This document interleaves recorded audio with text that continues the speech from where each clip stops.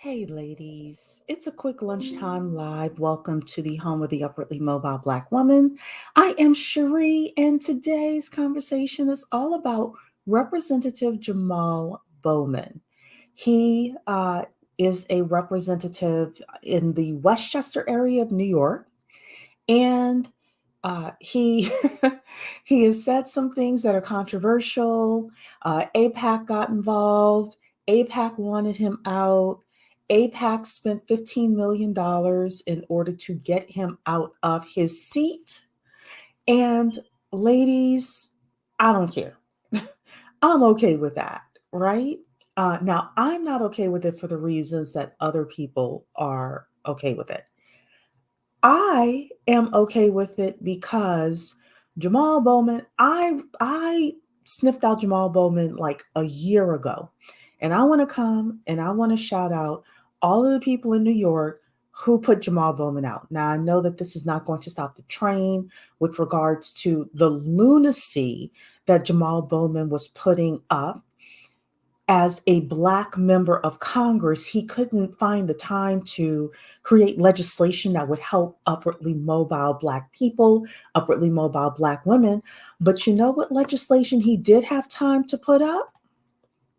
That's right, ladies, the RAP Act. This is the guy who did the RAP Act. He was introducing a bill to protect artists' First Amendment rights. And it sounds great, right? And first of all, this is his website. This is his website for immediate release. This happened in 2023. Okay? It says here that Congressman Jamaal Bowman and Hank Johnson of Georgia reintroduced the Restoring Artist Protection Act to protect artists from the wrongful use of their lyrics against them in criminal and civil proceedings. The legislation originally introduced in the 117th Congress is the first bill of its kind at the federal level. The RAP Act adds a presumption to the federal rules of evidence that would limit the admissibility of evidence of an artist's creative or artistic expression against that artist in court. As of 2020, prosecutors in more than 500 criminal cases have used artists' lyrics as evidence against the artist. Ladies, when I saw this a while ago, I was against Jamaal Bowman at that point. In fact, I did a live stream back in the day saying that if I were in New York, in Jamaal Bowman's district, I would have voted him out. If I were in Georgia, I would have voted this Hank Johnson out. Of all the things that he could be pushing, of all the things that Jamaal Bowman could have been pushing, it's the RAP Act. And let's be clear, prosecutors were not only using the lyrics of these individuals, let's call them who they are, the drill rappers out there. They were not only using those lyrics in order to convict people.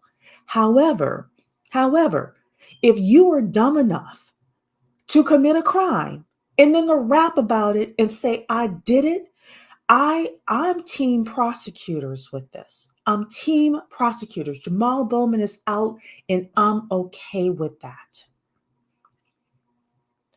These Congressional Black Caucus individuals, for the most part, are not representing us. So not only did Jamaal Bowman say, hey, you know what?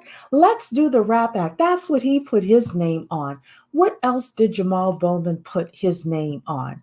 He put his name on this crap, the Hip Hop Task Force. That's him. The Hip Hop Task Force. What do we need a Hip Hop Task Force for? How about help with these student loans?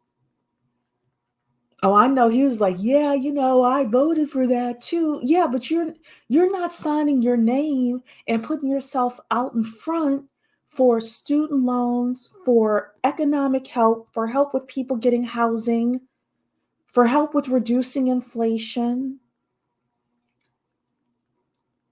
The two things he's known for that I know him for is the Rap Act and the Hip Hop Task Force. I said a year ago, I did a live stream a year ago saying I wanted Jamaal Bowman out. He's out. I'm okay with that. I should have written that I was happy about it. Because for some reason, this is when they say all skin folk and kinfolk. I know it's controversial. I don't care. The best we can get from these individuals is a Rap Act and a hip hop task force. And yes, this was the guy that also pulled the fire alarm so that some vote couldn't happen as well. All sorts of shenanigans this guy was doing. But these two things, he's out and I'm okay with it. So he's the face of, officially, he's the face of the Rap Act. He's the face of the Rap Act. I'm going to show you a picture of him being the face of the Rap Act. It was actually,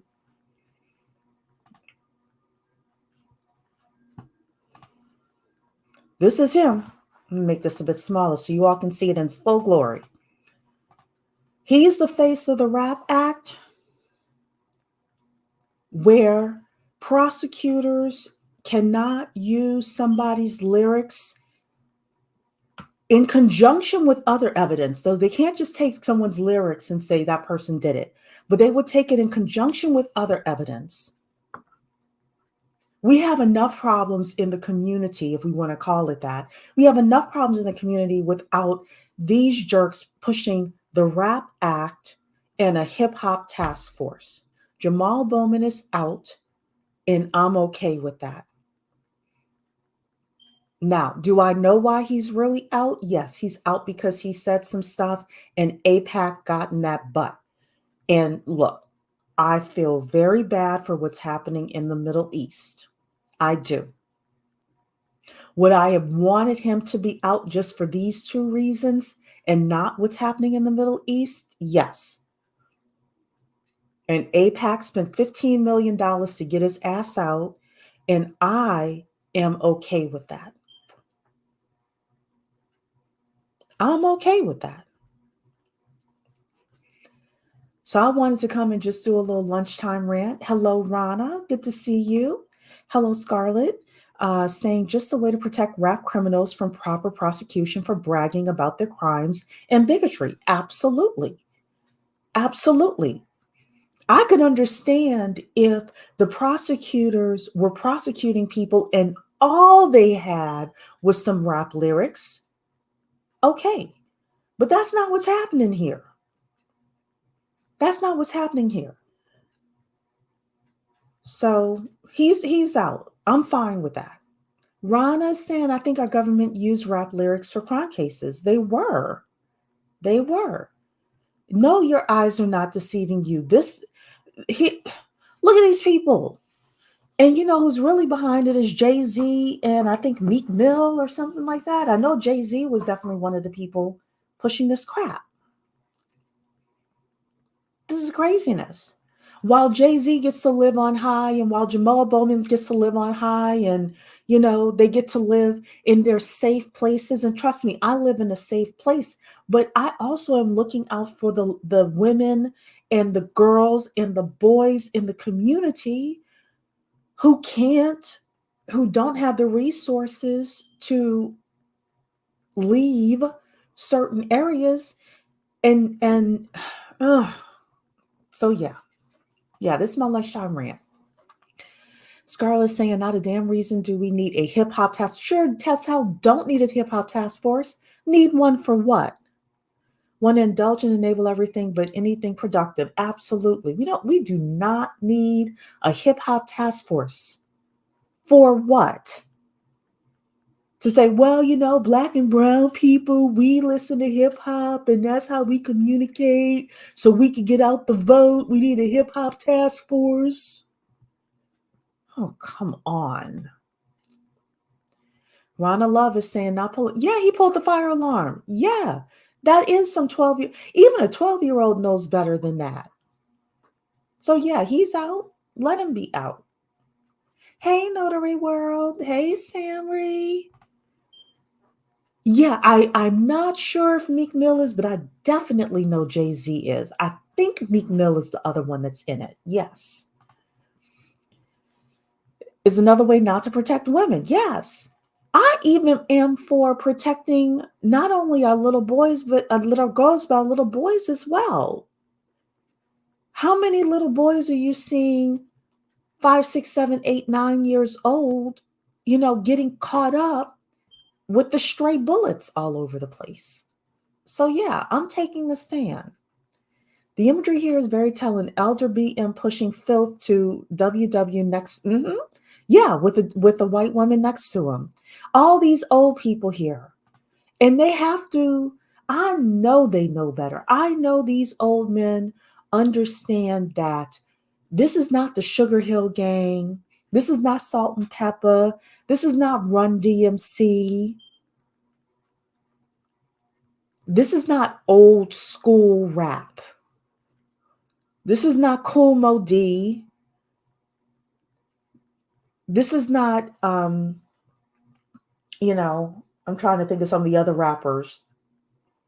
Even as crazy as it sounds, it's not even Uncle Luke. I don't think Uncle Luke was a gangster rapper. I think he was sexually explicit, but I don't think he was a gangster rapper. And definitely not a drill rapper. That's what this is going to protect.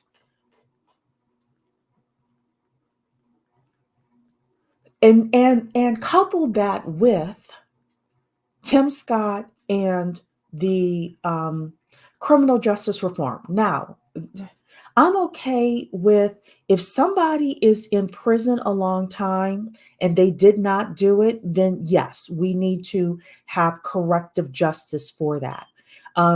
If a Black person and a white person are convicted of the same crime, then they should get the same amount of time. I'm okay with that. But some of this stuff, it's team too much. It's team too much.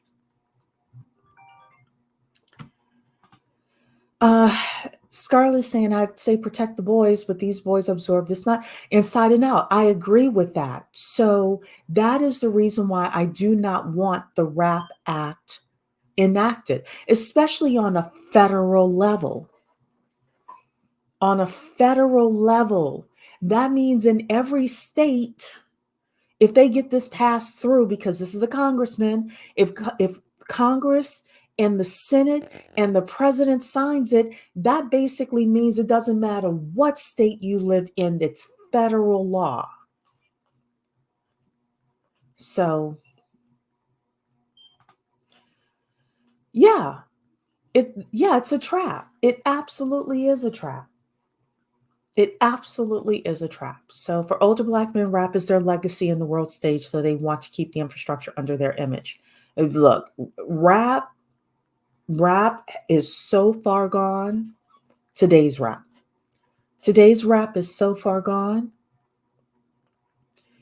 Before I grew up, like I became of age in the mid 90s, but we used to listen to the 80s rap when it was just fun. It was house party, kid and play, people like that.